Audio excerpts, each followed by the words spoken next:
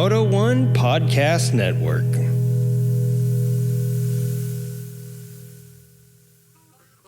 Hey everybody, on this week's show, we have battery technology. Battery technology? Yeah, battery technology. What else we got? We got, I don't know, we got a ton of other stuff. And if you like me going from one ear to the next, you're going to love this week's episode. Because I'll be getting crazy with it, y'all. And we're going to have a host back with us in the studio. So, hang loose, smoke 'em loose. See if this will do a wheelie.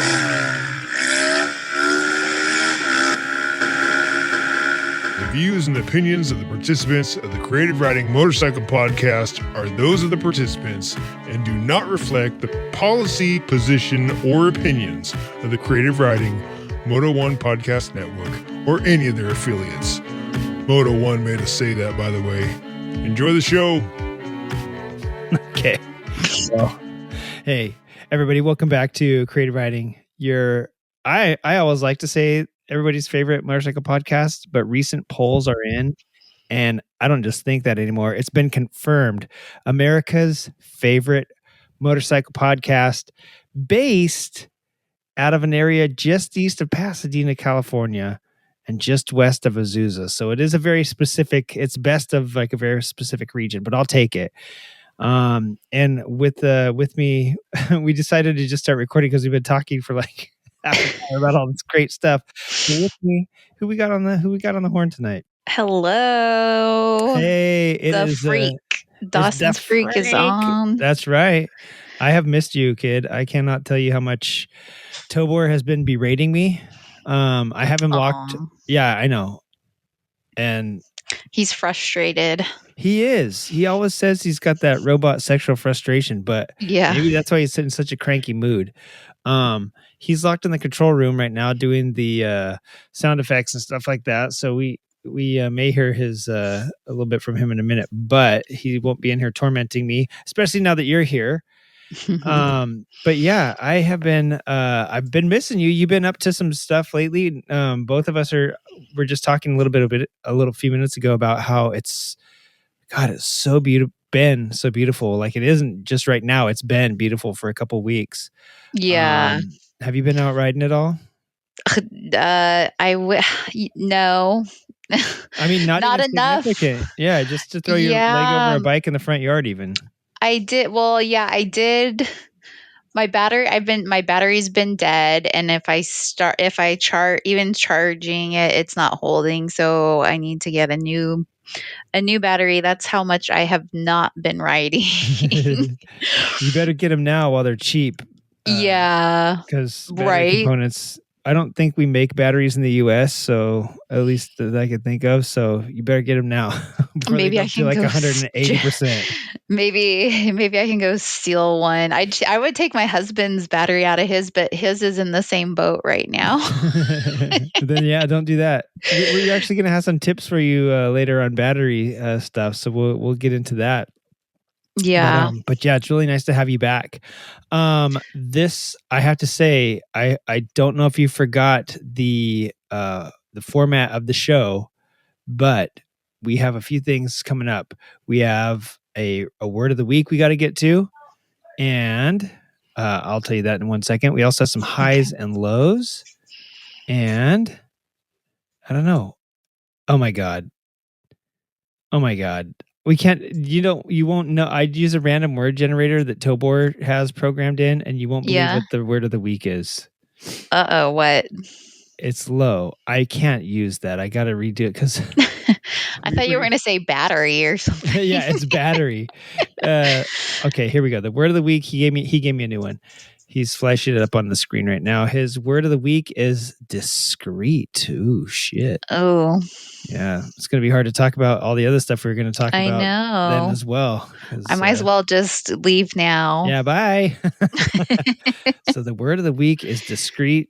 Tobor from the sound room, do me a favor and punch out the intern that's in there with you. All right. Thank you, Tobor.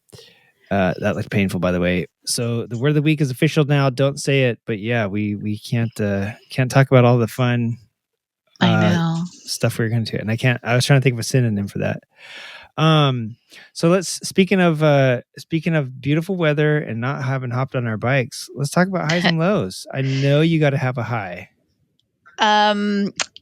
Yeah, I guess my high. Well, my kids went back to school from spring break. Yeah. That's always a high. Yeah, so I can sit in my home and clean by myself. Oh man. Cleaning by yourself, that should be like, that's when you know you've reached peak adulthood, is like when that's your goal.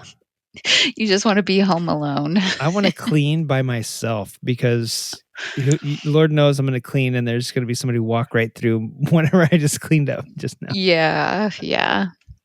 And then going to the Biltwell 100, which was it was 2 weekends ago, I think. Yeah, it's April 5th and 6th, I believe. Yeah. So by the time this comes out, that was at least 2 weeks ago. 10 days ago right now. So yeah, man, I want to talk to you about that in a little bit, but that sounds like a wonderful high. That was a good one. Yeah. How about you on the highs? You know what? I am high on the fact that I wish I was high, actually. My high that reminds me of something, but go ahead. Yeah. Is it discro? I almost said the word of the week. Speaking of highs and lows, I'm very high that there is so much going on in the next couple weeks, and I may actually get a chance to go do some of it. I've been on the horn with Brady Walker the past couple months. We've been planning out the end of the summer. I've been planning out some stuff for later this year, but what about the stuff that's just going on right now, like all over? That's what I'm excited about. There's like some events that we're going to be talking about pretty soon that are coming up. My high is that, dude, it's motorcycle season, basically. No matter where you're at, it's motorcycle season. There's stuff going on, and I'm just excited to get out and start doing some of this stuff after having even for California, it wasn't like we got like 24 inches of sunshine here over the winter, but we still had like some cold days and some rainy days, and it was just not much going on. You know what I'm saying? At least it's been really bipolar. Like, yeah, exactly. There was a few days where it was high 80s, and now we're kind of back into this June gloom already. Yeah, and it's only April. Yeah. Yeah, no, for sure. Yeah, it's already been in the 80s, and I was like, oh, here we go. This year it's going to be, 100 in March again, like it was, a couple of years ago. But no, it turned around, and now it's freezing again, and then it was just perfect.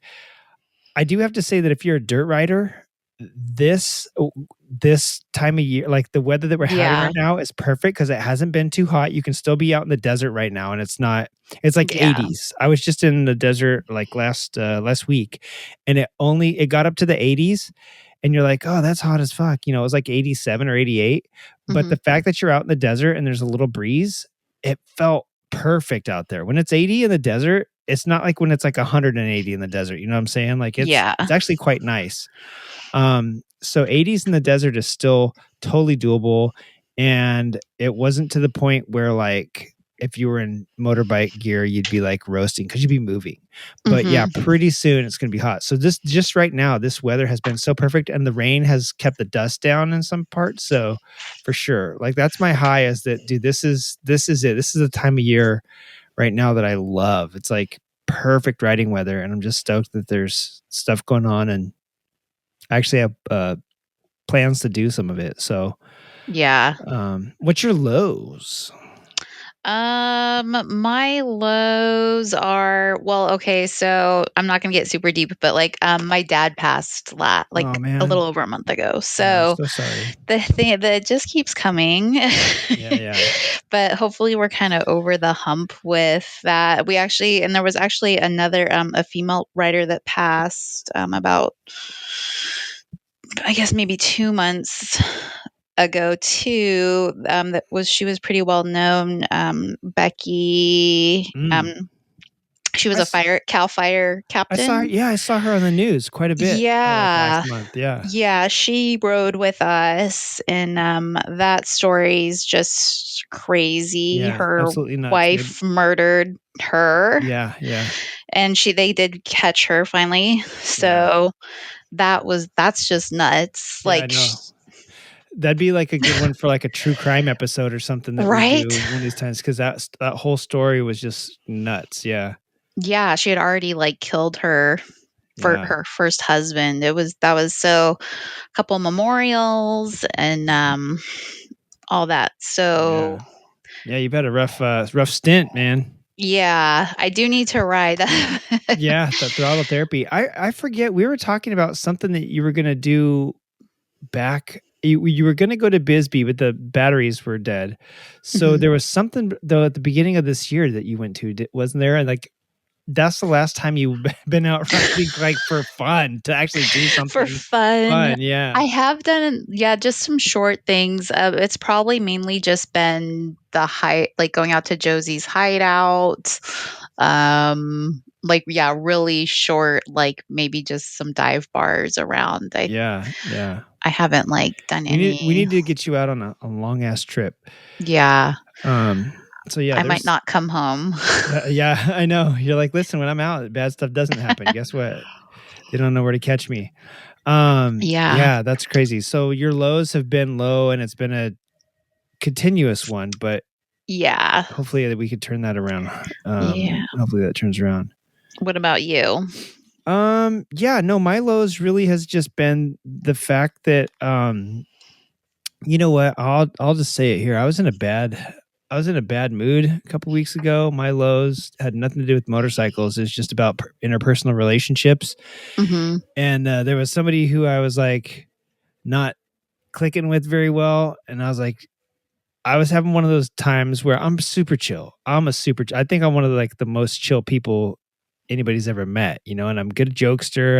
I'm very self-deprecating, but there's just some people that like you just don't get along with. And I had Hmm. somebody like that I was seeing quite often. And then I realized like, me and this person were like, I didn't realize it at first, but then I was like, I think they were like talking shit about me. And then I started to review things and I was like, yeah, the last few times we've been together, I'm pretty sure they were like, all those comments now were toward me. And I was like, the next time I see them, I'm going to punch them in the face. I'm going to give them a chance. I'm going to give them a chance to redeem themselves, but I am Uh-huh. going to give them a short fuse or a short leash. And if they burn the rest of my short fuse now, I'm going to tell them and then punch them in the face. And luckily that didn't happen. And afterwards I was thinking of it like this. Who knows if they knew they were doing that? And then all of a Yeah. sudden out of the blue, I'm just the person punching them in the face. Or even if I didn't punch them in the face, even though I'm the person starting shit and getting all aggro. And like the next, I was like, what if I had done that and like they set me off, and then like the next thing you know, I have like, if they press charges or something, now you can't. There's a lot of things you can't do if you're not stable mentally. You can't own a firearm. All that stuff will get marked against you. You know what I'm saying? And if you're a shit starter, they're less likely to give you privileges. You know what I'm saying? Yeah. So I was like, you know what? There's a lot of stuff that could be jeopardized. I probably, they'd probably look at me if I wanted to coach baseball again and be like, hey, this guy goes off on people. You know what I'm saying? So I'm glad that I didn't, but I still have that feeling like, Like a part of you kind of wishes you could or did. And I honestly, I still probably will if things don't get better. But the last time we saw each other, everything was fine. And that's what made me think of that. Like, dude, what if they don't even know? Like, they obviously don't know I'm feeling this way. And if I was just to go over there and tee off on them, they'd probably be like, what a fucking psycho, So I was like, is it just me? I started to really reflect on things, but I was kind of in a low spot there. Like, just because I am pretty, I think I'm pretty easy to get along with. And like I said, I think I'm pretty funny and this and that. And just when you meet people, I've only had this happen a couple times in my life where I meet people that are just like, don't vibe with that sort of person. Like, hey, this person's a clown, and they're like maybe just too serious. I don't know what it is. Or they think their stuff's funny, but no one else's, they're just those type of weird, like, maybe they have issues too and they just don't talk about them and then they're just come off as a certain way. So long story short, yeah, I'm glad I didn't. And then I was thinking about it and it's like, they probably would have been like thinking I'm the psycho and here I'm thinking they're the psycho, Like, I kind of been feeling that way too lately. Like not irritated, but just going out in social in general, I just feel like I haven't been, I don't know, as like I'm being quiet and it's not on purpose. I'm just kind of more of like sitting back and listening more, which I kind of do it anyway, but I just don't feel like I want to put in the effort into social situations, I guess. Yeah. Like even just the main thing I was looking forward to going out to Ridgecrest was literally I just feel wanting to sit in the sun. Yeah, there you go. I Just be just by want to yourself out there sit on the in side the of a sun. mountain, right? Yeah. Yeah, like I don't, yeah. So awesome. and then talking about raging though, like someone um road raging, like brake checked us the other night in our not on the bike but in the car, and they followed us all the way home into our driveway. Oh shit. And that was kind of like Yeah. creepy. See, that's psycho right there. And I wouldn't do that. But that, I mean, that is, Yeah. if you let little stuff get to you, that's where it goes, right? So that's, I Yeah. started to reevaluate myself after that. And like, I mean, it's still fine to kick someone's ass. But then I decided, but if they are threatening you first, and I mean, that's how I've always been. I'm not going to go start shit with Yeah. people. I'm not a shit starter, but I will be a shit finisher. And I was like, in this case, I'm the shit starter. Like, I better just rethink about what's bugging me about this situation and this person, and probably they don't even know. It's me going, man, like, you know, I'm mad at this and I'm mad at that, and I think that they were directing all that shit toward me, and then I'm like, what if they weren't? What if that's just how they are? Yeah. So it really made me double think it and all. And but that was my low, is like just having a bad, and obviously not getting out to ride as much didn't let me clear my head and get all that shit out of my mind. So I was like, yeah, throttle therapy, baby. That's what it's all about. Hopefully I didn't, oh my God, hopefully I didn't say the word of the week. I don't think so. No, yeah. So yeah, that's crazy. Hopefully we both get out and we've been talking about getting together for an episode in person. Know. And the last time I talked to Mike, he mentioned something too about it. So maybe the three of us knuckleheads get together here pretty nice, since the weather's still nice, and meet up at Josie's or something. And yeah, and Juan Raccoon King is now local too. Oh, right. So well, maybe we just go to your house then, and we. Or yeah, I mean his place is probably closer than mine, but yeah, somewhere. Nice. Is he closer to the freeway, or is he? Well, he's like I think Marietta or Menifee-ish, I believe. Okay. Yeah, so he's a little more north slightly. What's his address? Let's dox him. Right? No, okay. So he's just like not as far in. Okay. Yeah, probably like don't have all that Temecula traffic. Oh, dude, yeah. Temecula is, but you know what's worse than Temecula? Temescal Valley. And then Lake Elsinore. Well, yeah. Well, Lake Elsinore does that come first? Or no, you're right. Going north. You're right. No, you're right. You hit Temecula first and then Lake Elsinore. So past Lake Elsinore, what used to just be like empty open wilderness out there is where they built that outlet mall and all those houses up on the hill. Yeah. And talk about used to drive through and just be hills. And now it's like you drive through and you're like, why the fuck is there a traffic jam in the middle of the wilderness? And it's because they built houses out there in the wilderness. Yeah. It's all the people that couldn't afford Temecula anymore moved north to there. And shit, there's just like, there's like a city in the middle of nowhere. Yeah. So it's worse than Temecula. Temecula has had decades to figure it out. And like, traffic's always bad in Temecula, but when you're used to it, you're like, this is not that bad. And now it's like dead stopping up there in Temescal Valley. So I was like, what the fuck is happening? But yeah. So hey, let's jump from highs and lows to some events. Is there anything fun coming up that you want to head out to? I was eyeballing this motorcycle film festival that's in 2 days. So you have 2 days, which is on April 17th. I'll make sure I put this out tonight then. Yeah. Or maybe it'll be streaming somewhere after the fact. But Fox Racing with Triumph is putting out this motorcycle film festival on April 17th, which is from 7 to 10 in Irvine. tickets are $20. I don't know. I think I'm going to try to maybe get up there and see that. Nice. But that's coming up in 2 days. You said it was by Vana too, right? VAHNA? Yes. So for anybody that doesn't remember, right at the end of last year, I think it was the very end. I think it was December. We interviewed Scott and Michelle on the show. They had made a movie for that, and the Vana Film Festival had, I don't know, 10 or so. Oh no, they had the film festival, and then they're like, we have spots for like 10 more films, and they picked 9, and they couldn't pick the 10th. They were like, we're going to leave the 10th one to people to choose, and so you had to vote on your favorite one, and Scott and Michelle came on, and we got them elevated, partially because everyone listens to and loves creative writing, and we were able to get them get a majority of votes for them, and they actually made it onto the list of finalists. So I was pretty stoked.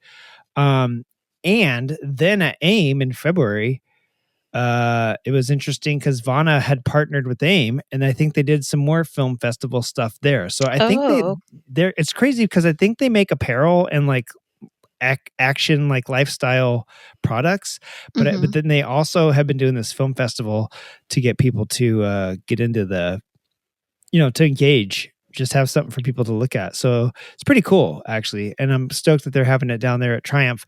It doesn't surprise me that they're having it sort of close to, if it's the same Triumph that does like the Distinguished Gentleman's Ride, that they're doing it close to that, because they're saying it's going to be at Fox Racing headquarters, right? So maybe maybe it's just not even related to that. Maybe it's just, it just says Triumph Presents. Yeah. So maybe they're interesting sponsor. Yeah. That's cool. Vana's getting out there and bringing film all over there. We need more motorcycle film festivals. That's cool. Yeah. So that's coming up. Yeah. What else you got? Babes Ride Out in Borrego. Ooh, when is that? That is in 2 weeks. So April 25th. April 25th and 6th and 27th out in Borrego, California. That's going on for all the lady riders. Nice. So that's like the venue's like a hotel and campground combined. I don't know if I'm sure there's still spots open. Yeah. I wonder if they're going back to like the very first when it was Babes in Borrego, like that same ish. I don't know. I never went to the first few. But this venue they've used, I think maybe this might be the 3rd year. Gotcha. It's just too big now to just be a bunch of people in the camping on the dirt campground. Yeah, it's not like old school. Yeah. So, that's going on. They have a few like events and things lined up for their demo rides. And then the first weekend in May is International Female Ride Day. That's right. Is it the 4th or 5th or something like that? Oh, I'm not sure. Why are you asking me that? I don't know. I feel like it'd be more than that, but I don't know. If I didn't, I just assumed. I feel like it's always been around since I've ridden, but now I'm looking. I only remember when it was on the 5th, which would have made 19th. Sense. Oh shit! So it's this is the 19th. Okay, I mean, out of the both of us, you're technically the more female of us. So I thought you might have the answer. The older I get, I'm getting there. But it says it's recognized or 120 countries participate in this. Right. Yeah. Most of them we're not allowed to go to anymore.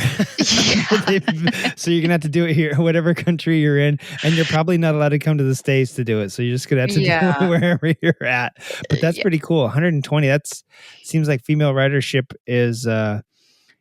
I don't know if it's growing, because I mean, there's always women that have ridden in other countries just because that's how they do it. But at least it's being recognized, so that's pretty cool.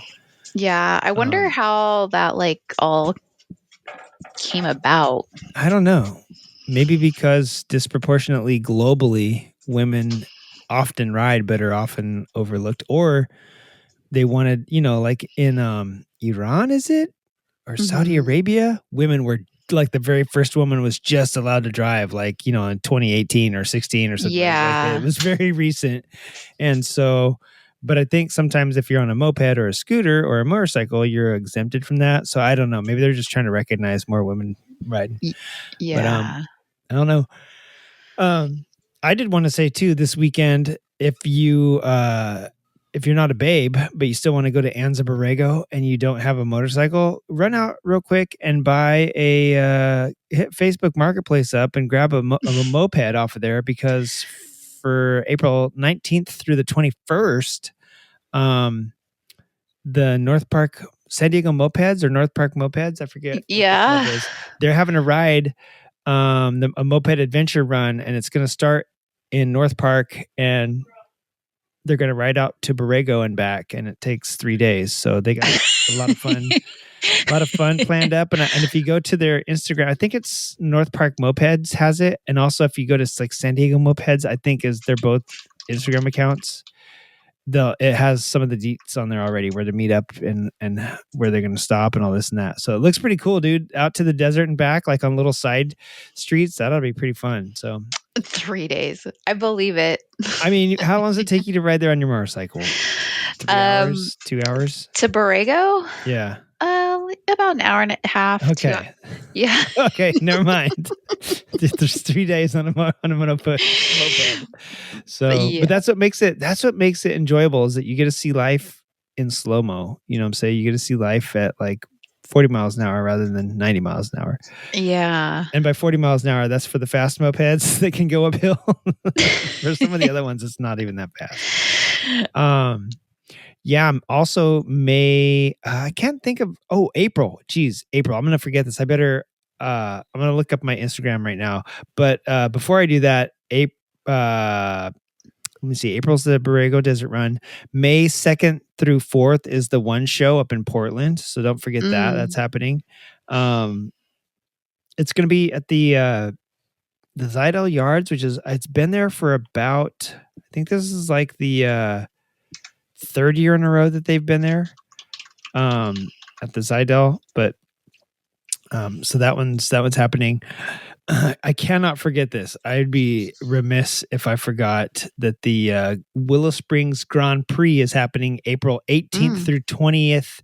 That's this weekend at Willow Springs International Raceway. It's the Grand Prix, and they're doing a classic motorcycle show this year. And there's going to be, I believe there's going to be bands too. I think he had bands last year, but I think he's going to try and do bands, and I think that you can get your race license there this year too.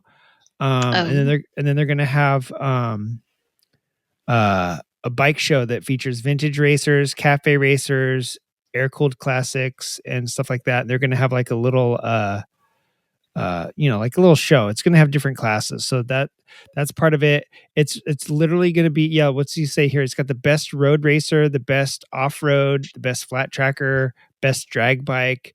And that's at Willow Springs. Yeah. The best track bike, and then the best street bike.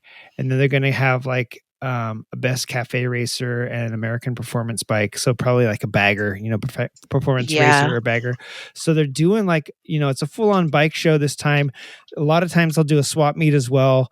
And here's something to know is that Gary Swan is going to be the Grand Marshal, and you get to meet him, and he's, world famous Willow Springs racing icon, but also they have, you guys might have heard that they sold Willow Springs like over. That's what I was wondering if. Right. They sold did it. Sell? Yeah, it did. And the new owners, from what I've heard from Brady, because he's already done like a couple track days there, and he's, obviously he's really in touch with the owners because he books so many events there and always has a few things planned every year. So he's been in constant contact with them. And he said that the facilities, some of them are getting reopened.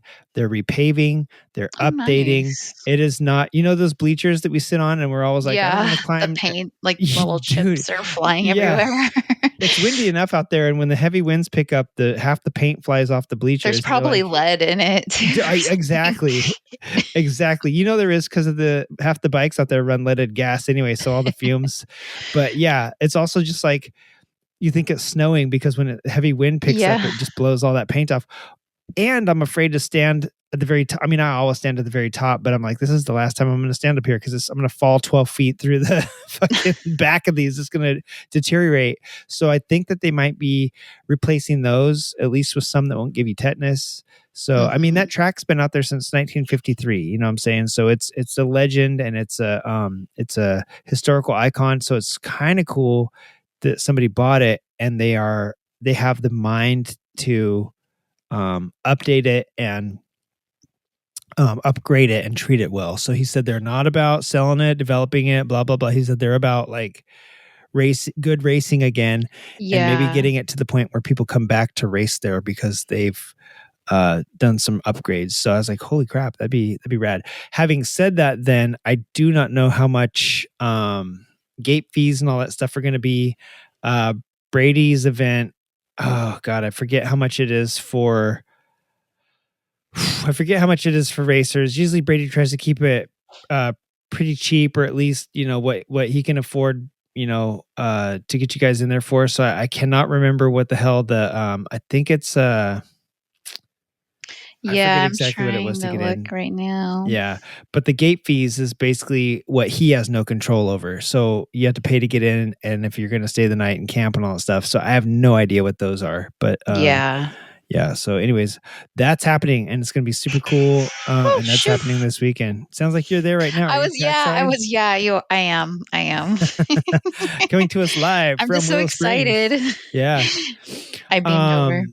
And then May 4th also the One Motor Show is happening, but also the Reunion Car and Motorcycle Show is happening at Lake Balboa, which is, I believe, it's funny because there's Balboa Park in San Diego, but Lake Balboa is up here in like North Hollywood, I think, or like Encino.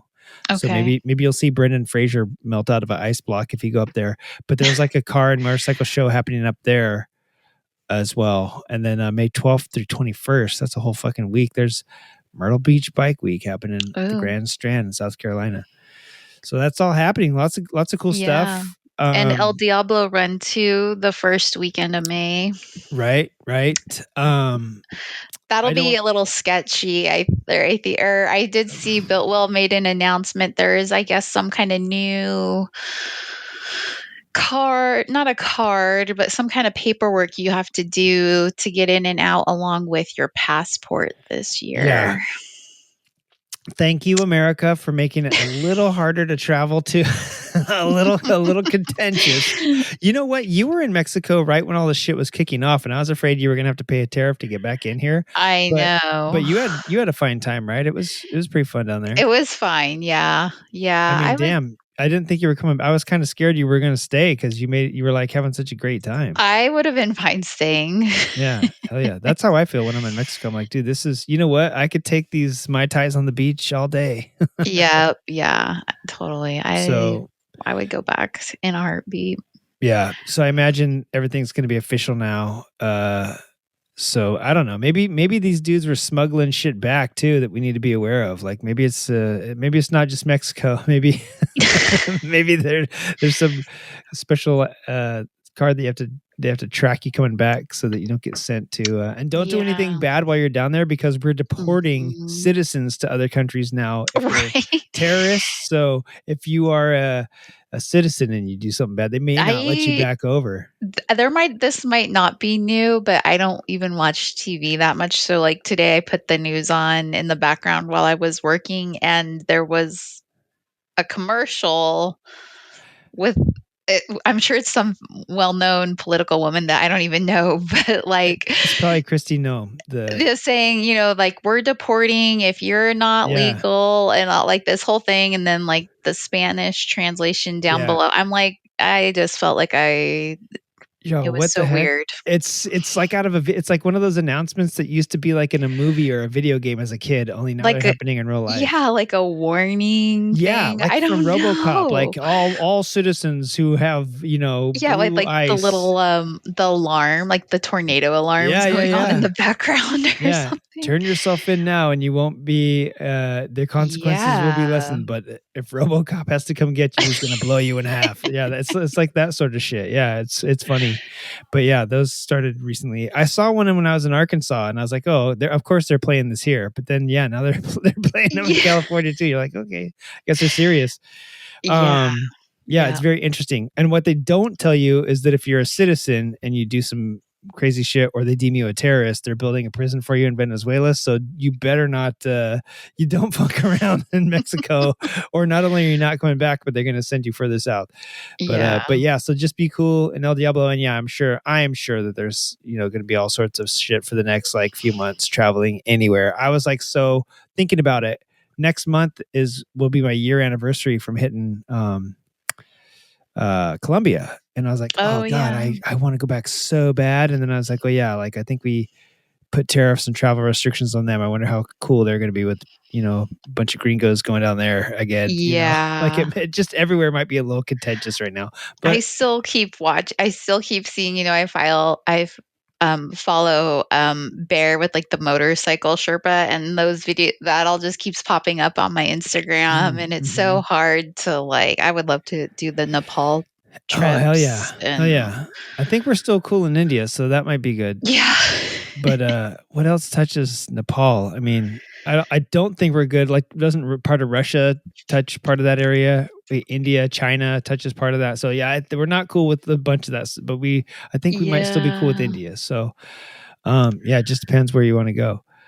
I hear that Sturgis looks great this time of year. I know. There's plenty of beautiful stuff here. Lots of stuff in the U.S. Yeah. So Myrtle Beach, I don't think Myrtle Beach is one of those places, but you will see lots of hooters and butts at Myrtle Beach because it's South Carolina on the Grand Strand. So that's, if you want to head down the bike week, that's happening. Hey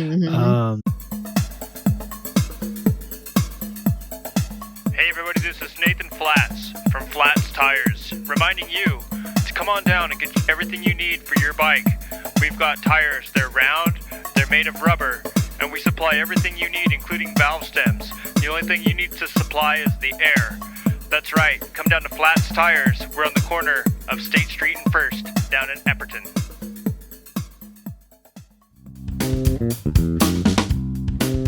For over 131 years and several months, Klobman's has been supplying quality pickles to motorcyclists the world over. Legendary icons such as Sylvester Roper, Oscar Hedstrom, William Harley, Betsy Stringfield, Frank Willoughby Cotton, Evel Knievel, Nicky Hayden, and Soichiro Honda have all quenched their desires for a thick, juicy pickle sliding across their greasy, willing lips with none other than a fine specimen from Klobman's. Join the Hall of Fame, win your first race, impress the judges, put a Klobman's in your mouth, and a championship trophy on your shelf. Klobman's, not for dreamers, for doers. Klobman's, the only pickle for motorcyclists.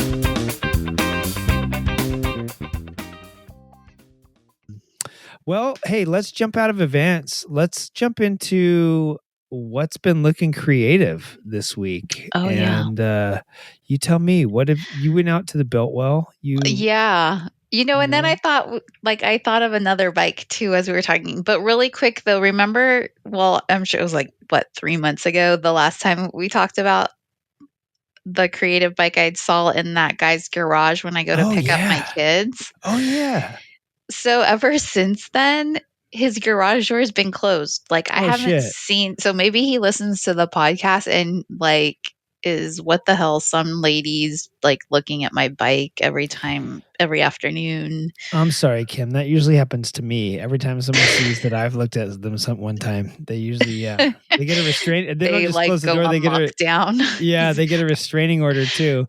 So I'm getting ghosted by the creative bike that guy. It's because your association with me, probably. I'm sorry for that. So I know. And I did tell you, I was talking to you about this bike I saw in Ridgecrest or in Randsburg, actually on the way to the Biltwell 100, which we were talking about, but now I thought of a different one. Well, good. Yeah, let's have your different one. Okay. Then. And also, before we get to that, let me just say, if you were an old man, ironically, that dude would have been like stoked. But since you were a woman, he's like, "Oh no, it finally happened. A motorcycle got a woman to come talk to me. I don't know what to do. This goes against the norm." Yeah. So had you been 5 old dudes, it would have been fine. But since you were one woman, he's like, "Oh shit, this really There's worked probably finally." a restraining order against me, and Yep. and I don't even know it yet. Well, I'm sure there are plenty, but now this guy has one too, is what you're saying. Yeah. Okay, so what's this your creative bike on my only like 2 rides I've been on recently, I went down to Fallbrook to a dive bar. Rode down there for I wanted to go sit in the sun. It was like a hot day and have a drink. So rode down to this little bar called Ringers and sitting outside with my like double gin and tonic. Ooh, that sounds And good. an old bike pulls in, so I'm just kind of watching. And okay, I took a picture, so I actually know. And I got this is I know it's the 70s. It's a Yamaha SR 500. Oh yeah. So I talked to this guy, and he was in his 70s, and he's retired, and he still works on bikes on the side. So we talked for quite a while, and I'm going to send you a picture just so you can see. And by the way, see, this is the type of guy that other guy wanted to stop and look in his house.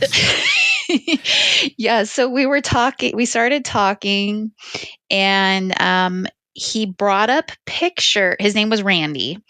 And he brought up pictures, like on his phone, out of a magazine article, probably from the 70s too, because they were black and white. This magazine article about him, and he said he was part of the first like hooligan racers. And so in this magazine article is all these pictures of him out on the road riding, and all black and white. And then one of the pictures, he gets pulled over by a motorcycle cop during this story they're doing on him. Rad, dude. Yeah. And so in the article photo, he's pulling out, there's the motorcycle cop behind him, and he's pulling out like his paperwork, and you can see he's like flipping him off with his like wallet and stuff in his hand, like flipping the cop off in the picture. But yeah, we talked for like an hour or so just about all kinds of bike stuff, and that sounds rad. It was cool to see like his pictures and stuff. And I actually stalked him on Instagram after and found him. And now there's a restraining order against you? So that one there probably is. But that was really cool. And then right before I left, of course, he was like looking at my bike and telling me the things that like needed to be fixed. Yes, there you go. He's like, you need a new tire soon, and like some other stuff. I'm glad he didn't mansplain it to you, but yeah, he couldn't resist telling you. I took it for what it was. It's like he meant well, and it was true. So I'm like, that's okay, rad. Yeah, that's rad. I love it. Well, yeah. So, and it was a really nice, clean bike. Yeah. So I guess I didn't even really talk about the bike much, but yeah, very clean, old Yamaha, and of course he's had like a shit ton of bikes. Yeah. Where was this guy at? Down in Fallbrook. Okay. I think on his Instagram he only had like one picture or something. Because he's 79 years old, hon. Yeah, I know. And let's see. Oh, Randy. Well, I guess I won't say his last name on here. I don't know if it even matters. But Randy Troy. I was asking because I was like, was it Randy from Randsburg? That would have been pretty rad. But now I feel like I have to Google search him, because I feel like he seemed like he was like he might have been somebody. You know, when you meet people and they're like, I think they are somebody, but I definitely don't know. But that's how I always want people to feel about me, but I'm a nobody. So when they meet me, they're just like, yeah. Like I feel like I should know. Yeah. Oh, Randy. And that's what here, actually I did find something about him. There is no famous motorcycle racers named Randy ever. I actually just found an article on losermachine.com on their blog about him. Please tell me it's not Randy Momola. So we got talking. We first started talking about seaweed and gravel because he was saying they closed. Yeah. There actually is a whole article on him. He used to work at the House of Motorcycles in Vista. Oh shit. So it says he's known. Let's see. I've known him for all these years. Stoked Randy's history in the cafe. He's like, did cafe racing. Huh. Oh, it was Big Bike Magazine from 1960. Or let's see. Never heard of it. There's a photo. It says this photo is from Big Bike Magazine at the Rock Store. Randy running his highly modified 1969 CB450 fiberglass tank, seat from England, clip-ons, and rear seat controls. Yep. There's there's some cool stuff on here. Nice. Well, yeah, forward me the thing and maybe I can stick a link in the show notes and on Loser Machine. But did you say he had a SR500 though? Yeah. Nice. That's what Brady races is the SR500, or he did. It blew a rod like last year, but I think he got it fixed.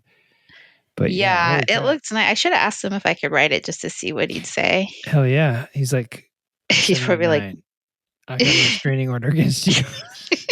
he just now I'm produces talking about. Now I'm like putting all his info out here on. He just produces it from behind his back. That's how people work. You're right. It's like he went on Chat GBT and made a whole little fake magazine article. I was gonna say Big Bike Magazine. Very creative, Randy. I've never heard of this Big Bike magazine you speak of. I know all the bike magazines, and there's never been a famous Randy motorcycle racer. Right. Yeah. That's cool. Yeah.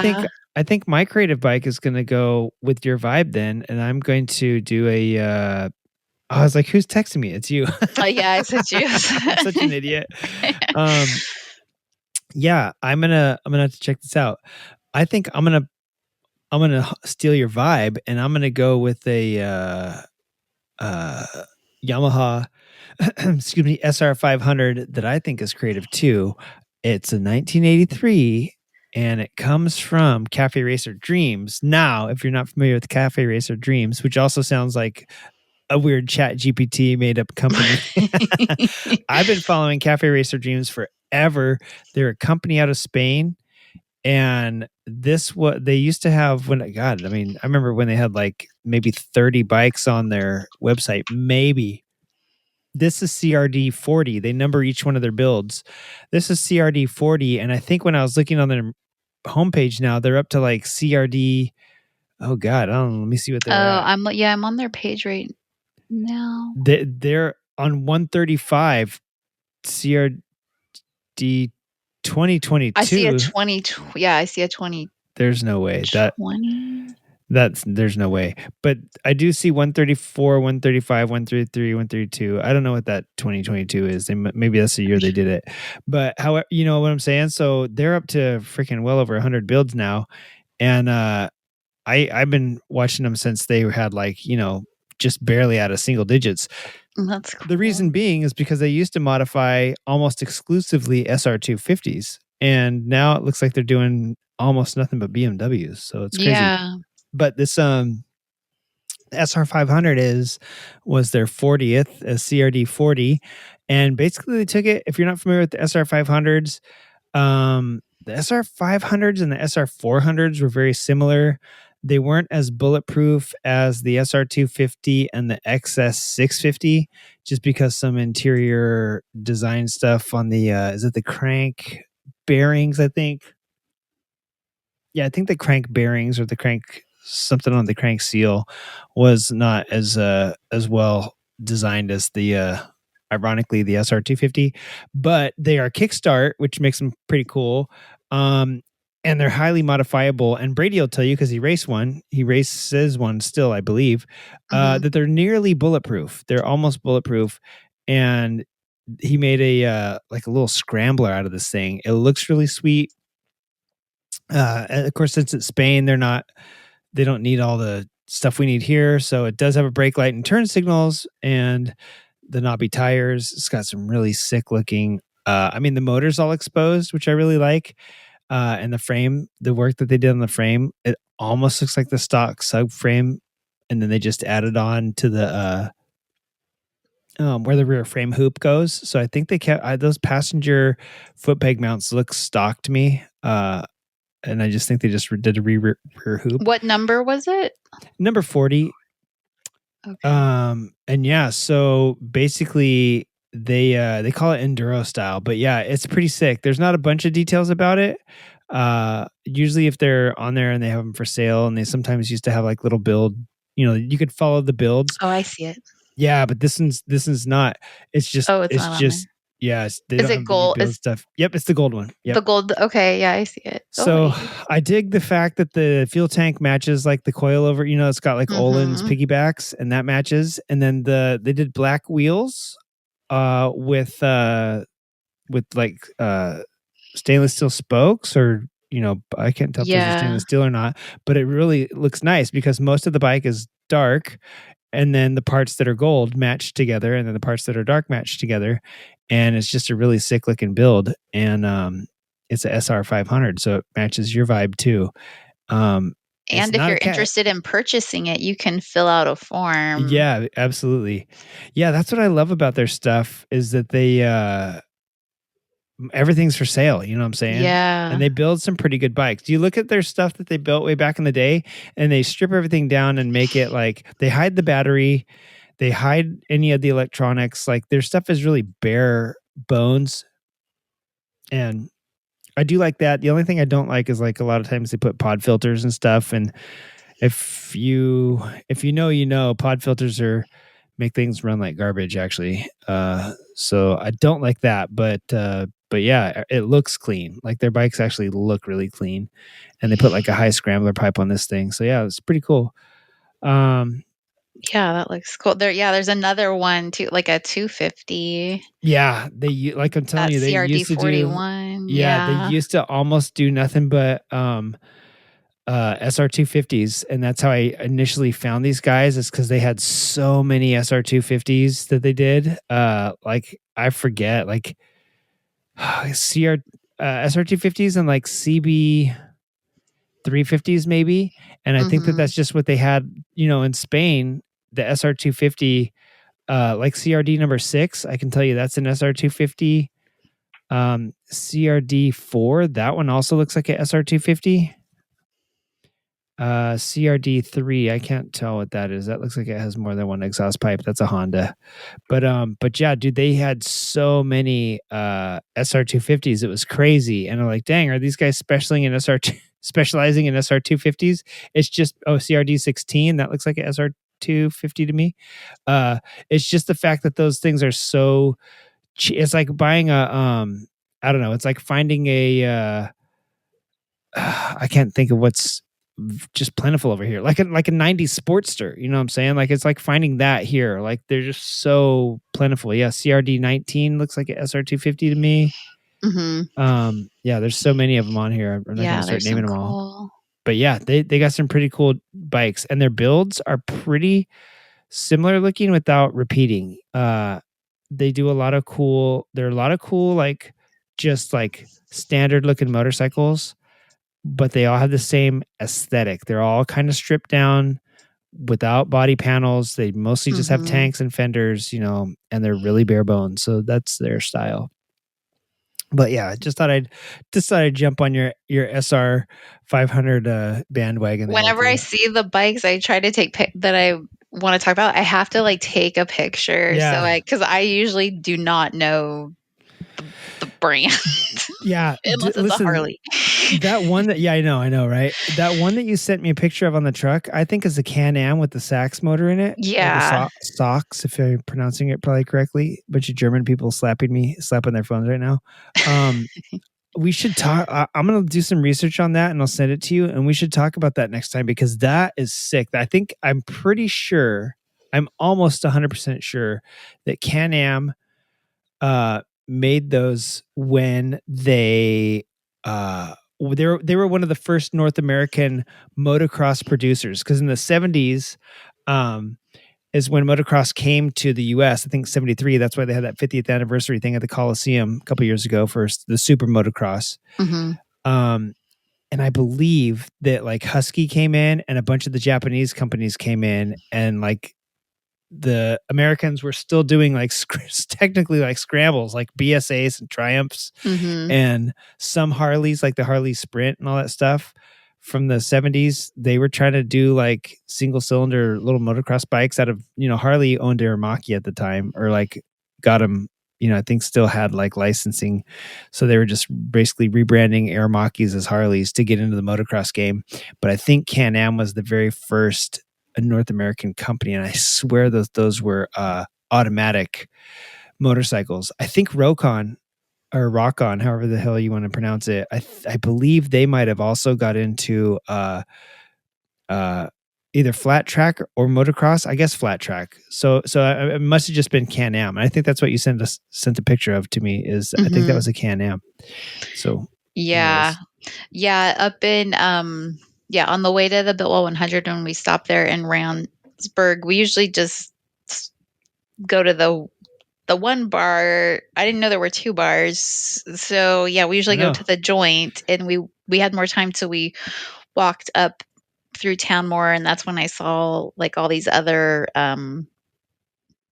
like bikes and things. And there was, I don't know if it was a part of just like, like an old windmill, but it didn't have the the top to the windmill. Yeah, the blades. It was just the like the triangle, and it was the mill with no wind part. And there was like 2 or 3 bikes strapped to the top of that, and I wanted to get close enough to take a picture. How'd they get them up there? You think there was a flood and they just like you think there's a big windstorm? I have no idea how they got them up there. Somebody jumped them and they landed up there? Yeah, but there was and then one of the other restaurant or bar thing had a bunch of old movie posters and things that were filmed up there. Yeah, right. And there was a movie that was done up there. I had to take a picture. Okay, so I haven't seen this movie, but now I feel like I have to because it was filmed there, and it's called Chopper Chicks in Zombie Town. Oh, I've heard of it. I've never seen it either, but I've heard of it. So that's on my list. That's awesome. And listen, Randsburg, for those of you that don't know, that never been to California and maybe are even from here and don't know, I mean, technically it's a ghost town, right? Like Randsburg is like, what population, like maybe 80? Yeah. Like I doubt there's even that many people there. I didn't think, who knew there would be 2 bars there? Yeah. So the other one has all these like famous people pictures and things that happened there. It's pretty cool. Yeah. Gotcha. Yeah.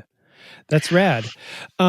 So I do want to talk to you about battery technology on this show, but I also want to hear about the Biltwell. So since we're talking about Randsburg, let's talk about it. How you went out to the Biltwell 100, which is Biltwell's 3rd annual desert race, I believe. Oh, I don't know how many. You're getting me all the annual things. Let me. Who cares? I meant to say anal, but I slipped. That sounds right. 3rd or 4th. Yeah, somewhere around there. Yeah. And yeah, so it's their desert race. Let's just say this: it's their annual and anal desert race. It's less anal than you think because it's about good times, not lap times, right? Yeah, I'm even actually wearing that shirt right now, and it says that the logo. Nice. For this does it year say? was Anal, cool. or does it say good times, not lap times? Which one are you wearing? It says anal apostrophe. Good times, not lap times. Nice. Yeah. Good that they got on board with the dual messaging this year. Yeah. So how was it? That was cool. This year was their first year doing 2 days of racing. Right. Instead of just Saturday. I did not race. This is only my 2nd time going. second time going, I guess.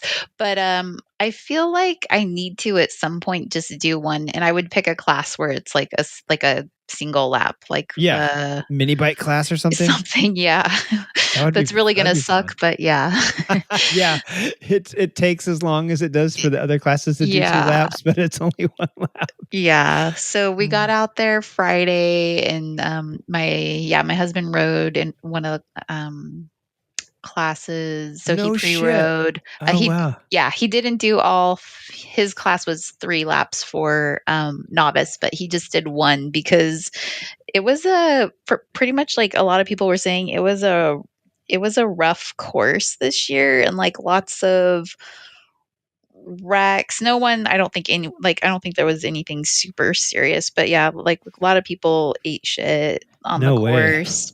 Crazy. Like going into bushes and yeah, our one friend came through one of the lap times, and the visor, dirt bike helmet visor was all up like a straight up and like like one of those like bill cap, like a surfer. We couldn't figure out what it was until we got closer, and we're like, oh shit, his visor is like all the way like one of those. It was hanging on by one bolt. Yeah.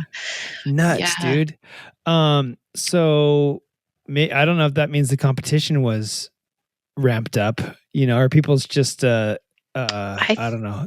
I feel like, I don't know, the group I was hanging out with, like the one guy, like he took second in his course. Yeah, so there were like there are some people pretty competitive on that event. Yeah. Sounds like some people's ambition outweighed their skills though. Yeah. But some of the videos I saw it still looks like it would be fun to attempt. So did your husband do the Harley bagger class on his Diablo? No. He was like a dual sport novice on a KTM. No shit. You guys got that KTM running? Oh, no, gosh. We bought a second KTM. Oh, okay. That's how you do it. Hey, listen, regardless of if you got that one running or not, that's always how it works. When you have a KTM, you buy 2. We have a parts KTM. Yeah. Only one ever runs at a time. So you got to have 2. So yeah, now we have 2. He shortly after we got the first one, he found a second one that was like a year older or newer, and a little bit better condition or something. Yeah, and it had like street tires and the knobbies and some other stuff with it. Yeah. So the first one, a supermoto sort of, it sounds like. Yeah, it's like a 500. I don't know. It's a 500 something. Probably EXC or EXCF or something. Yeah, if that sounds right. I have like 3 binders full of manuals. Holy shit. For it. But yeah, so I don't know if I had thought about messing with the first one. Yeah. But that's on the back burner. Even then, talking about batteries, I bought a new battery for that one, and nothing's really running right now. Yeah, we'll get to batteries. It's because you haven't used our tips that we're going to get into. Yep. What was the vibe like? I mean, did you guys go there too? I mean, I think last year he was there as a sponsor with Iron Fire, right? Right. Mm-hmm. Did he do that again this year? No, Iron Fire's not Biltwell's beer sponsor anymore. Gotcha. Is that just a 1-year thing? No, they had been it for a few years, just for their events in general. But Iron Fire's changed owners now, so it's a new brewery that's not partnering with Biltwell anymore. Gotcha. Is it still called Iron Fire? No, the new brewery is called Prolific. Are they prolific? No, not really. I really want to say the word of the week. I know. Are they blankety blank? They're okay. I might want to just say it because I need to get rid of some of the shit in our box of junk. I think actually Johnny's gone again. Johnny Roundtree. I think I said on our last episode, a new bike. Dude, listen, he's a new bagger buddy. I know. I feel like if I don't get a bagger, I'm not going to be part of the club, and I won't be able to join you guys on rides because I'll be like the weirdo that's like on a misfit bike. I technically don't have a bagger. I don't have. No, listen, I know, but doesn't it look like a bagger? I mean, you have. No, I don't even have. I have like soft throw over thrash and supply type ones. I We have love the your bike. ST. The I know, ST I has know. a. I love your bike. It's awesome. That's what yours is, the Lowrider ST, right? No, I have the S, and Oh, Brian okay. has the ST. We have the technically, Diablo.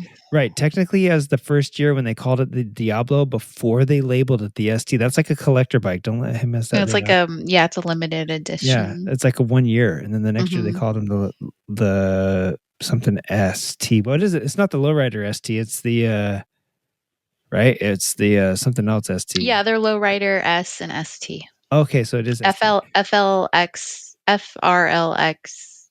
Yeah, don't get me S started on the and Harley. It's been a long time since I did. The Lowrider used to be FX LWR FXRLW, yeah, something like that.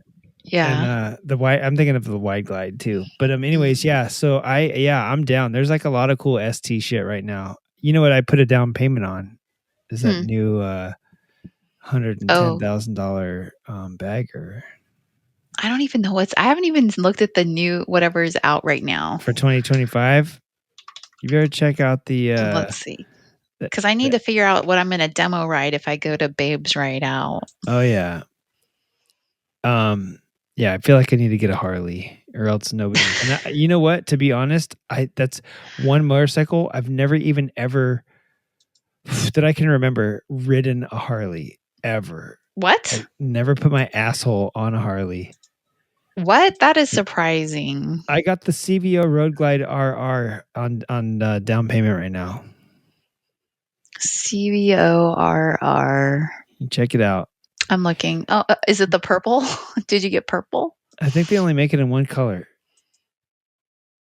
The CVO Road. Oh wait, I'm looking at the Road Glide RR. Oh, there it is. Oh, red. Ooh. Are you serious? I don't believe you. Yeah, don't believe me. That's their Moto America race bike. It's like $110,000. That's crazy. Yeah, I'm just now God, that seeing CVO this. Road Glide in purple. Jesus, welcome back to 1990. No, they have two others that are purple for 2025. Yeah. It was the Road Glide and Ooh, Raven Fade, the Street Glide Poison and the Berry. Road Glide. What gross names for colors, by the way. Poison Berry. Harley Davidson has the funniest color names. That's so weird. Maybe they're trying to like attract more. Not that I mean, purple's okay. I wonder if they're trying to attract more women with the purple. Either that or more like custom. Like there's a lot of purple custom bikes, but yeah, probably more chicks. There's a lot of chicks riding Road Glides. I mean, everybody I feel that like a rides lot Road of chicks Glides. are going up into baggers now. Like Yeah. the one, like that's what she said. What? No, I mean, I feel like the Road Glide and the Road Glide is a chick's bike and Street Glide's a dude's bike, or a Sportster's a dude's bike nowadays. All the Sportsters just keep getting uglier and uglier. And you love Tesla and you hate Harley Davidson. I don't like Tesla and either. everything else. Yeah. No, we'll do a whole show on Harley Davidson because I want to talk about the ridiculous color names. Me and Pete, me and MotoG Pete were laughing about them. I was texting him all the Harley. I used to have a Harley refinishing manual, and like, dude, the color names in there are just so funny. So we'll do a Harley episode. Hey, before it gets too crazy, we're an hour in. I don't want to keep you too late. I do want to talk about battery. I mean, let's just admit batteries have been something that's on both of our radars that we need to help people with, because obviously I know, including me. Yeah. So the Biltwell 100, big deal. It's over. It was fun. It was fun. Yeah. Okay. Yeah. So yeah, their beer, it was back to 805. I think they had Royster's tacos. Oh yeah. But they had tacos 2 nights. So yeah, 2 days of events, 2 days of racing. The really Where'd your husband come in? Well, it was a do not finish because he only ended up doing 1 lap after, not the 3. Yeah. Gotcha. And I don't blame him with how much people, like, there were people coming in because we were sitting on the line for the laps at the pit or whatever, and we saw bikes come in with like no rear tire, pulled in like with their little carts, towed behind. Sounds like people went crazy. And it was even the very first race to go Saturday morning was delayed because some, like, I think they call it like free rider, or someone not a part of the event, like wrecked out by the track, and so they had to use that ambulance so like the very first race to start was delayed about 45 minutes. Yep, it's hardcore out there, folks. But yeah, it looks fun because, like, if you haven't been there, it's fun if you like crashing.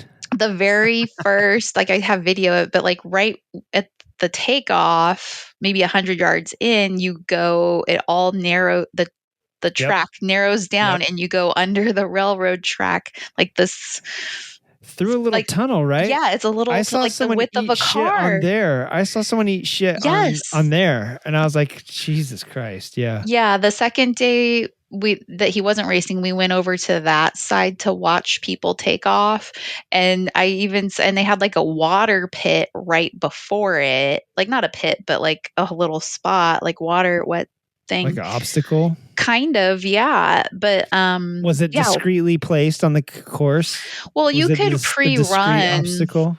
You could pre-run the day before. You could kind of see it if you checked it. But what I saw, one guy miss the tunnel and go up the berm towards the track. Oh yeah, jump the track, Evel Knievel. Well, there's a train, like not running, but there's a train sitting on the track, like just sitting there. You wouldn't have got very far. But luckily so it's so dusty from the takeoff, like it's coming, so everyone kind of like it all kind of bunches up right there to get through that, and then opens up again. Dang, that's crazy.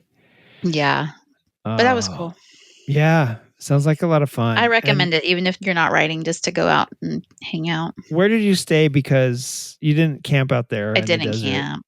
Yeah, we stayed in Ridgecrest, which I've never actually been there, but it was fine. It's a nice little town, and there's a Dutch Brothers, which I don't have one near me, so I hit up Dutch Brothers. I love that you say Dutch Brothers and not Dutch Bros. I think all the kids say Dutch Bros because they don't know that BROS is the abbreviation for the word brothers. You know what I'm saying? Like young people are idiots. We went to DB. DB. Yeah. DB. You got some double penetration. So yeah, that sounds that is fun. And Ridgecrest is cool. There's a lot of people out there right now because, like I said, or at the beginning of the show, this is the it's getting toward the time where you can't go out there anymore because it's going to be 800 degrees in the daytime. So get out there, you AWODs. Speaking of getting out there, you can't get out there unless your battery's going. Yep. Kim, let's tell people. I know. Let's tell people about some battery stuff. You know what? Can I start off this story? Yeah. I have my batteries on tenders all the time, year round, and I came out to go riding the other day to go run an errand, and I didn't have. This is one reason why I hadn't been riding. Battery was dead. I thought, oh crap, and I look, and guess what? I had unplugged that tender to that bike. I don't know why. I think the last time I went on a ride, I didn't plug it back in. I guess, or I had some piece of tooling over on my workbench plugged in, and I have this huge block where everything plugs into. Yeah. And I normally only keep the battery tenders plugged in, but if I'm using like a drill and then like a saw and then a grinder, I'll like unplug the battery tenders and plug everything in. And then I'll usually unplug it and plug the battery tender. I didn't. Whatever I did, long story short, I didn't plug the battery tender back in.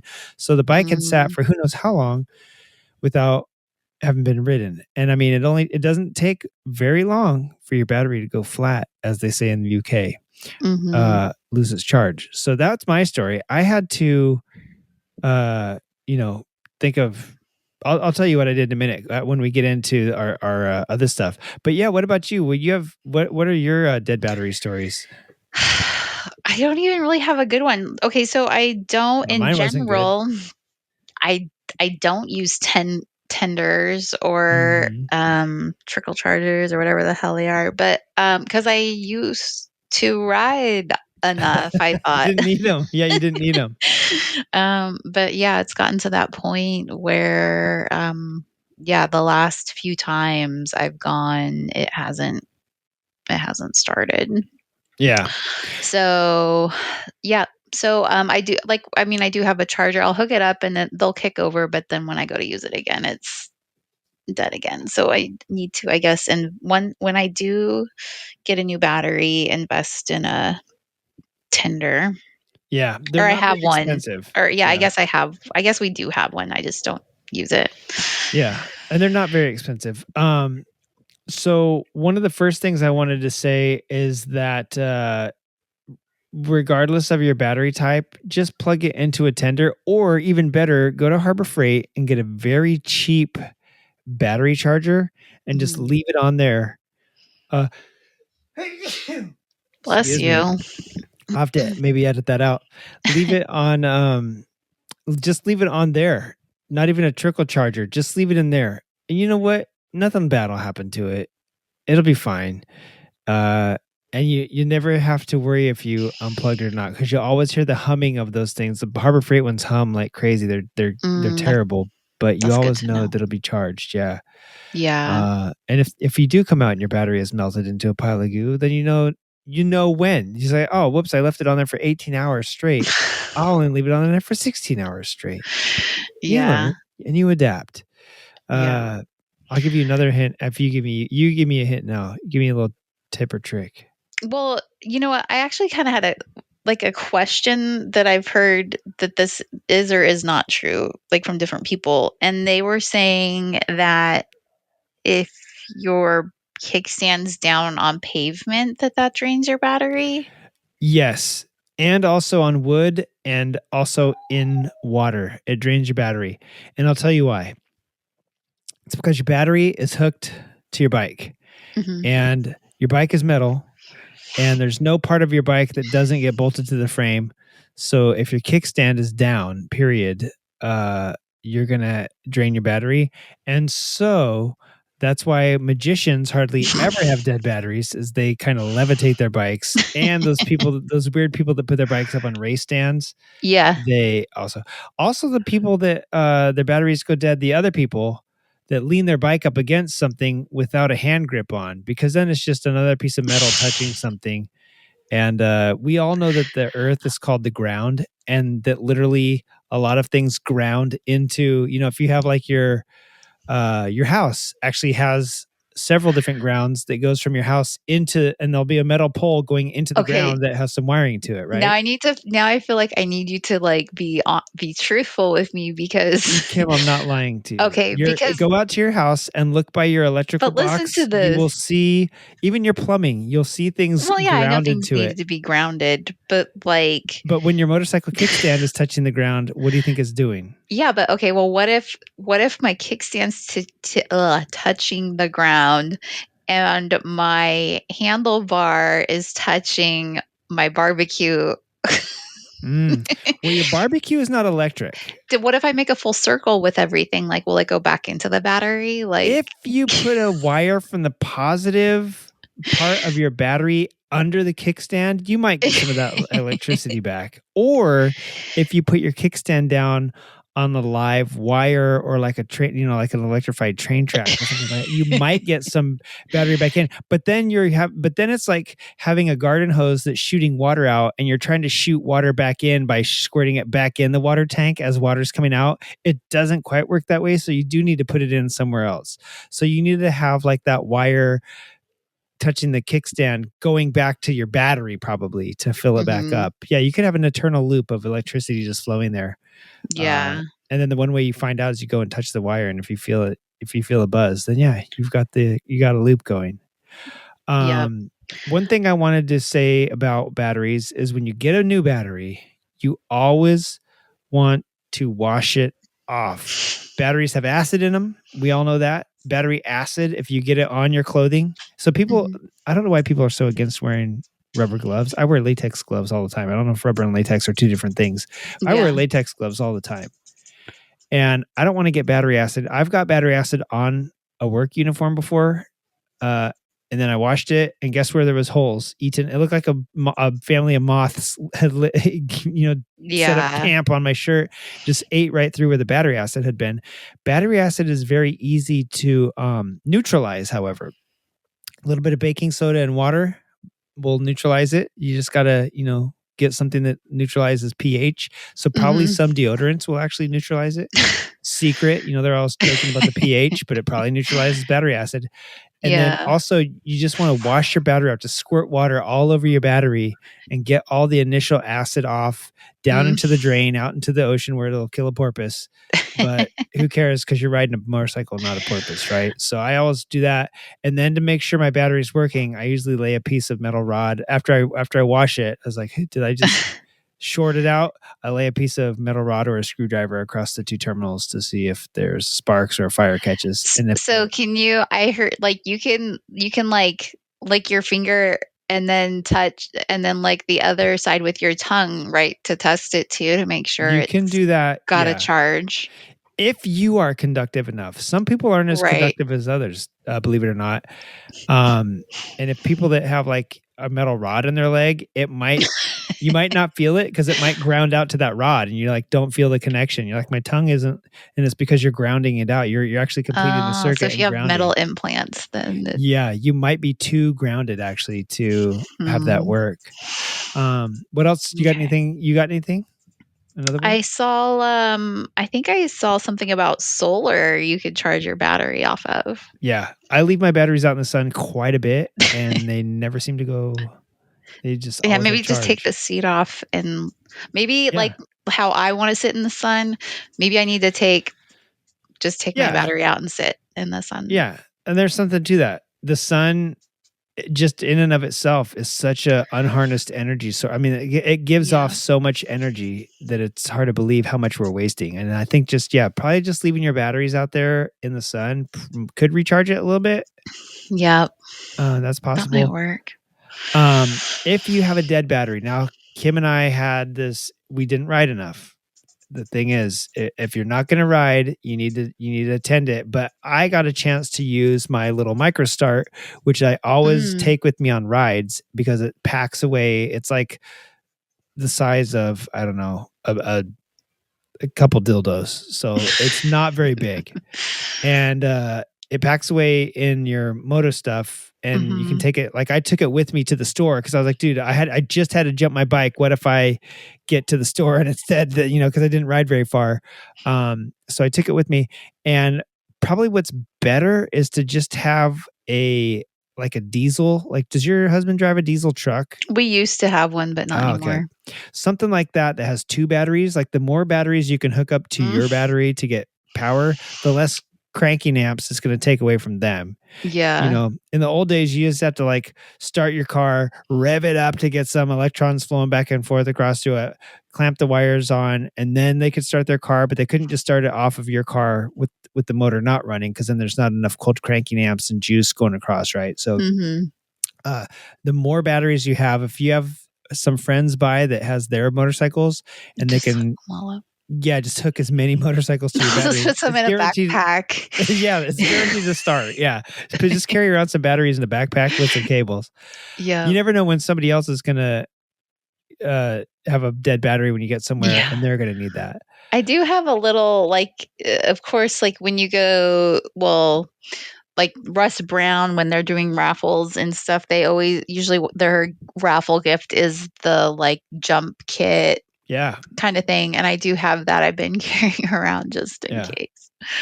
I went fishing with my kid a couple weeks ago, and there was this really hot English dude that came up asking for some jumper cables. And I was like, oh man, I bet Kim wishes she was me right now. But I don't carry jumper cables in my car because I'm not an idiot. I carry 4 spare batteries in my car. But I don't have cables. I just turn the battery upside down to the other battery and then touch the terminals together and start it that way. Yeah.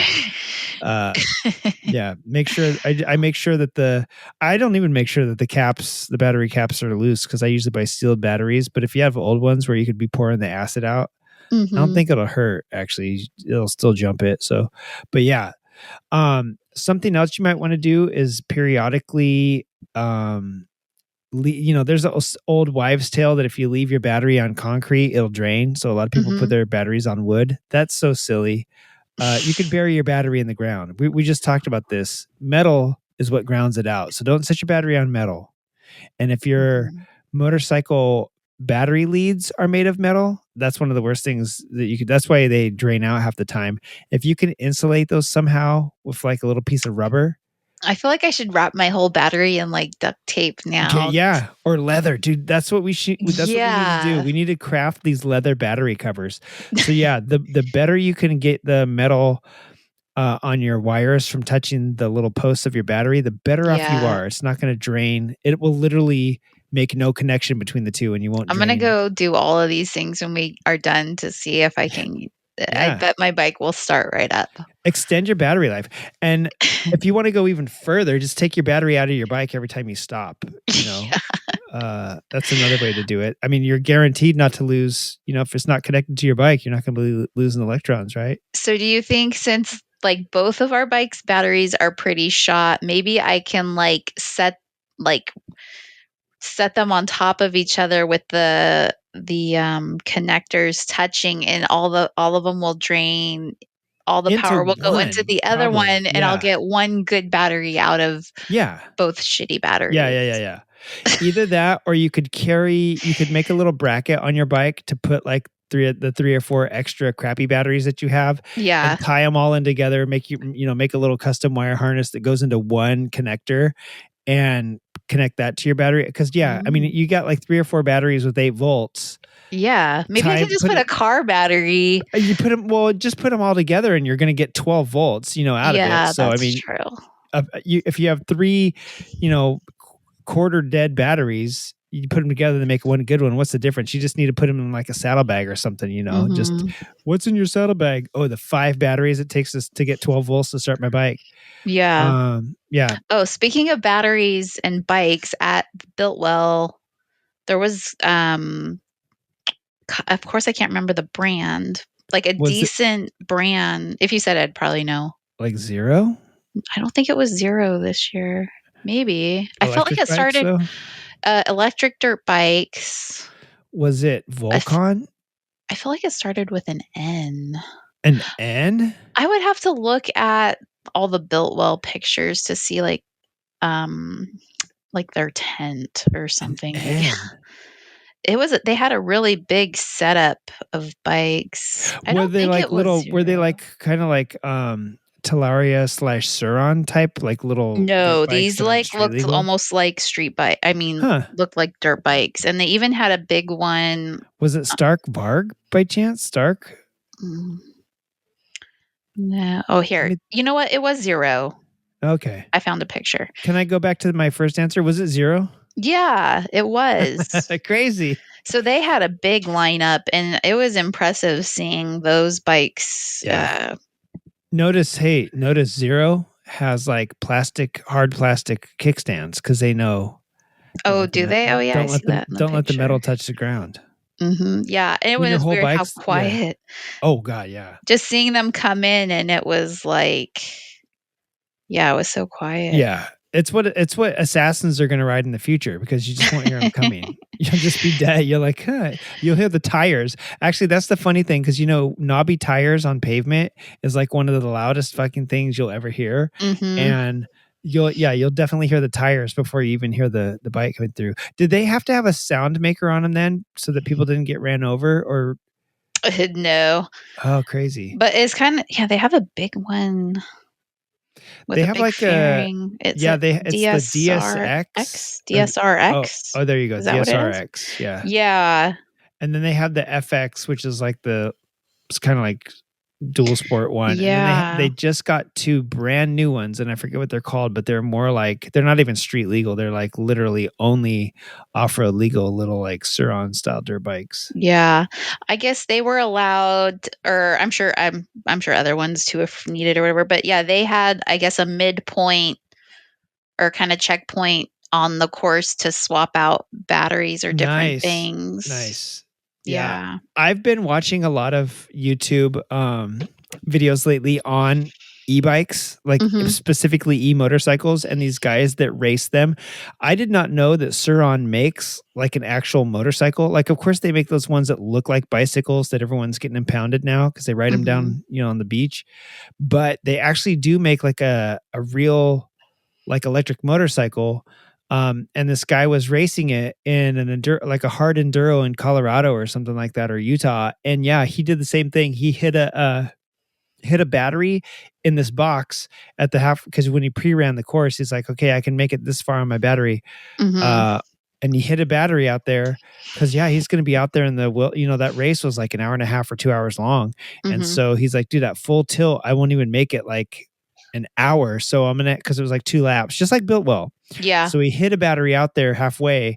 And then when he came into the pits, he would change the other one. And dude, he placed like pretty high because he literally just had to stop for a couple seconds to whip out one battery and slap the other one in and bolt the thing, like snap the seat cover back down, and he was off again. And I mean, those bikes are just as fast as like dirt bikes, you know what I'm saying? So, it's pretty incredible. That's rad. It's rad that you got to see that, and that hopefully you gave him some battery advice. I will next year. Yeah. I'm going to share all of our tips. Hell yeah. That's what I'm going to do. I'm going to get a shirt that says that too. Hey, listen, we're almost at an hour and a half, and I miss you so much, but I know that I don't want to wear out my welcome, and also I'm being paged. So all right. I know my kids. I throw my kids some Crustables and cut up cucumbers, so now I have to actually. Yeah, me too. Except for it was my in-laws, and they're like, we don't want Crustable. What's a podcast? What's a podcast? Yeah, what's a podcast? It's like, oh shit! Just eat the Uncrustable, like the little kid that you are at heart. Junkie broke his arm. He's in a cast. Yeah, he's got a cast. But yeah, I really do want to get another episode together, and we'll talk about some more bikes, and we'll talk about some more stuff, and hopefully we'll get it. It'll be hopefully live. we'll be riding. Yeah, we'll definitely be riding. So. All right. Well, I'm going to let you go. Can you leave us with one? So this is what I got on a squirrel tangent last time. Johnny rides again. I think I said on the last episode, if you have a motorcycle that reminded you of your latest fart, please let us know, because I had thrown that out on the old Reddits, and I think he did tell me that he had a motorcycle that reminded him of his fart. I don't have Reddit open right now, but yeah, do you have a motorcycle that reminds you of your last fart? No, but I can quickly tie into like where I park my bike under my patio is an overflow to our toilet that got clogged this weekend. So maybe that affected my batteries, because we had basically sewage water under our patio and where the bikes were parked. Yeah. Sewage water has electrolytes that drain batteries. Right. Yeah. So no, but that's my closest fart and bike story. Yeah. I can't think of anything either, because like my farts are pretty dry and old, and my bikes are. I guess that describes all my bikes. When I was first looking at bikes, like, and I did get a CB 450 or whatever, but there was some old Hondas, and they were like shit brown color, and I was determined to not get a brown bike as my first bike. What's your bike called? The Shart. I'm so sorry. Basically, yeah. Johnny said that his KTM 500 EXCF, he said, I barked and it barked back. We had dueling tailpipes. And with that, I bid you farewell, and thank you for tuning in to and wasting a perfectly good hour and a half with us on this creative writing episode. And thank you so much, Kim, for wasting your time with me. It was good. I know. I miss you so much, and thanks for having the time, making the time to call in. All right. I will let you go. Everybody else, check us out on the socials. I will leave them here at the end of the show in a pre-recorded bit that I'm going to call the outro. And we'll talk to you all later. Goodbye. Goodbye.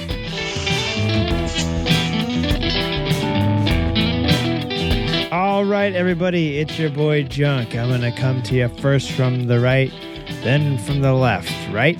Or from the left? First from the left, and then I'm going to get you on the right.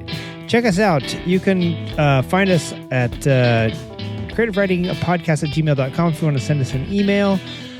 Check out our blog at creative-writing.com.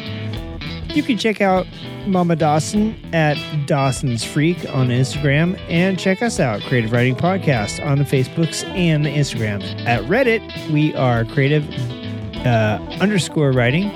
And check us out on Patreon, patreon.com/creative writing. or buy some of our merch on Zazzle at zazzle.com/store/creative_writing. And for our Patreon folks, that song I said I was going to play, I tried to upload it, and my recording software doesn't accept the media type. So, bye. Sorry about that.